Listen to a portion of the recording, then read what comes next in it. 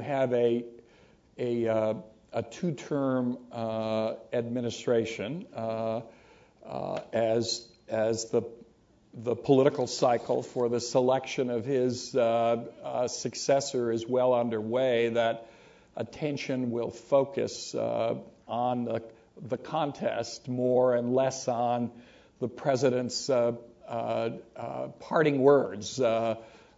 It's especially pronounced this time because the race is so open on both sides. There is no incumbent vice president seeking the nomination, as was the case with Reagan and Clinton, and therefore they knew that what they said was going to have a bearing on the campaigns of their vice president to succeed them. This time there's no such restraint, but what that means is it separates the president's comments from the immediate interest in the country, which is, hey, who's next?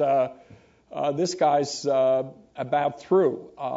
So I think you're right. The attention given to that event, the anticipation of the Florida primary today, both overshadowed the President's State of the Union speech, and the President was well aware of that. He's well aware of facing a Democratic Congress. There were no pretensions about expecting great success in working with this Congress. The one choice he had is a choice that Ronald Reagan had, who was popular at the time. He had recovered from Iran-Contra with the economy beginning to be very healthy. He actually did business with the Democratic Congress. He saw areas where if he compromised, if he went with some of their initiatives, he could reap some legislative harvest, and he did it.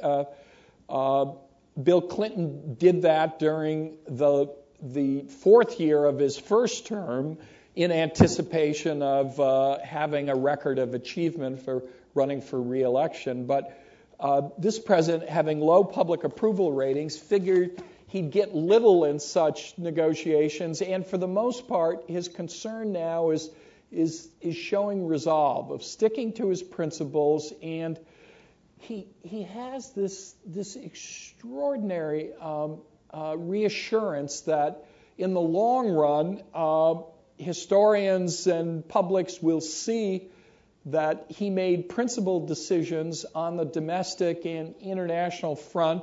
They led to some instability, disruptions, problems in the short term, but over the long term will prove themselves. And that reassurance leads him to sort of stick to his guns on the major pillars of his agenda, basically defending it and not looking for any withdrawal or compromises with it. And that you combine that with the nature of the presidential contest, and you understand why this is more a non-event than an event.